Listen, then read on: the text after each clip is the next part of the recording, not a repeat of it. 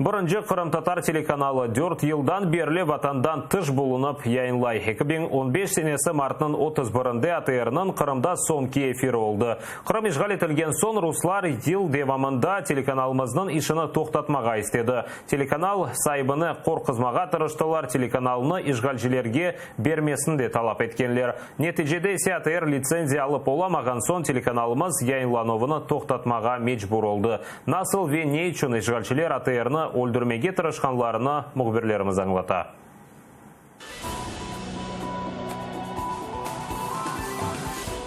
2006 сенесі сентябрінің бірінден башлап Қырым-Татар каналының эфирі сербест яйынланайды. 2012 сенесі НДО АТР кебе таныла. Ама 2013 сенесінден башлап намус инқилабы вақытларында Кремльнен анлашқан Қырым акиметі каналының қапатылмасынен қорқытмаға башлады. А местные власти, Могилевска, тогда македонские мы их так называли, им не нравилось то, что АТР транслировал киевские события. Они тогда уже грозили, что мы вас выключим. Sonra февраль 26-сында Украина бердемлігі үшін митинг, ябанжи ешіл адамчықлар селялы басқы алтында өткерілген референдум кебе адландырылған тедбір кечірілді. АТР уақыт олып кечкен адеселеріні бүттін дүнияға білдірді. Ама 2 айдан сон майсының 18-інде сүргінлік қатырасына 10.000 Қырым татары дуа мерасимінде иштирак еткенден сон телеканалға япылған басқы зияде дuyulmaға башлады.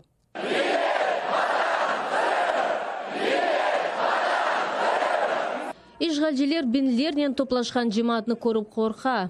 Arbi helikopterlerden koz eti ve birden kanalda митингнің yayınlanmasını экстремизм кеби көре. В тот день или ФСБ, Роскомнадзор, кто-то дал предупреждение и генеральному директору, и главному редактору предостережение о недопущении экстремистской деятельности. После этого им сказали, что или же вы выключаете трансляцию этого митинга, или же канал вообще перестанет существовать. Русия тежавузына ярымадада ақиқатны білдірген телеканалның керегі жоқ. Путинге тек бойсунған ве она уйғун ғайелеріні яйынлаған хабер васталары кереклідір. Телевизион каналға басқы девам етмекте işgalci акимет оның сайбінден яйынларының белағатыны денішмесіні талап ете. Ишлеріне юрыш бермейіп, айлесіне басқы етмеге тырыша каналны тұтып алмаға интыла. Видимо, было сказано после 26 числа, что очень характерно, людям была дана команда, то есть это как трофей принести, АТР принести на блюдечке с голубой каемочкой, принести и сказать, вот мы там главнокомандующий, или как его там называли, вот царь, батюшка, вот тебе АТР, с той же тамгой, с этим же архивом, со всеми делами, вот еще и в принципе ручные журналисты работают. То есть вот в таком ключе, в политическом, если бы мы это сделали, мы бы проиграли в национальном ключе, то есть мы потеряли бы не только электорат, мы потеряли бы честь огромного количество людей, потому что доверие просто. Абсолютно точно, мы бы разрушили их сердца.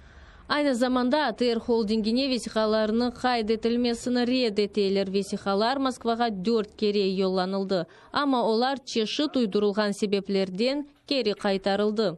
2014 сенесі күзде телеканал кене экстремизмде қабатлана, 2015 сенесі январь айында онларнен маскалы адам, селянин тентувге келді. Они давали нам работать, сказали сидеть на своих рабочих местах, не прикасаться к компьютерам, не отправлять ничего, никому ничего не писать, просто сидели, наблюдали за нами. И несколько человек находились в АСБ, следили за эфиром.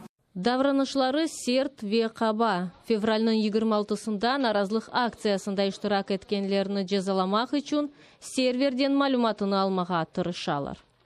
Ну, обыск это всегда неприятная штука, идут следственные действия, ничего страшного в этом нет. ФСБ бір şey алып оламай. Журналистлер малуматыны сақламаға етіштірді. Яны басқылардан сақынып, лақай толмаған Қырым татарлар АТР-ны қорумаға башлай. Енді телеканалының қапада жақларына әркес анлай. Яны лицензия алу вақты сонуна келе, ама АТР қайдетуны біле кечіп оламай. Будет телеканал или нет, это будет решаться, в том числе на федеральном уровне. Получается, сейчас закроют этот канал, и все, мы вообще потеряемся как народ в этом Крыму, и все, и как будто нас нету.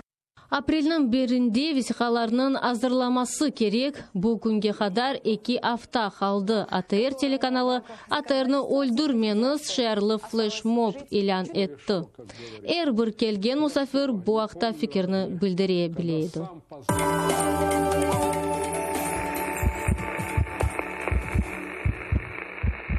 Телеканал АТР – это все наше культурное богатство, информационное богатство. Это ведущая телерадиокомпания, которая за короткий очень период времени стала одной из самых авторитетнейших, потому что авторитет не руководством определяется, а авторитет телезрителями.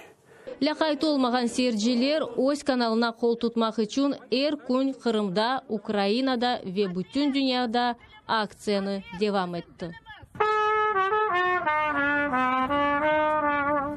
Коллаборантлар исе бұна бош ерде теляж деп айта. Нельзя проводить всевозможные флешмобы, либо акции, либо марафоны. Не надо спекулировать чувствами людей.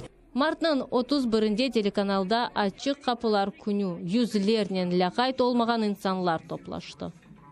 Мы за ними гордимся, мы за них и будем стоять. Я столько пережила, я бы иду на все глаза закрыла, то, что сегодня творится. И она слегла совсем.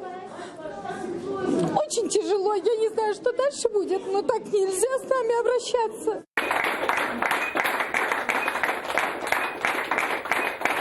Студията киштешлер сонки санелерні саймақта АТР или бірдекте бала телеканалы Лялеве Мейдан радиосы çalışmasını тоқтата.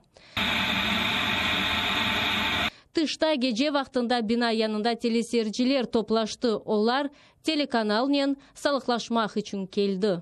Мы вам не говорим до свидания, говорим до завтра. АТРны Қырымда қапаттылар, ләкин о сусмады. 4 айдан сон Киевде çalışmasını девам етті. Қырым сакинлері үшін çalışқан телеканал энде бүтін дүнияға яйынлана. Виктория Бойко, Заман, АТР.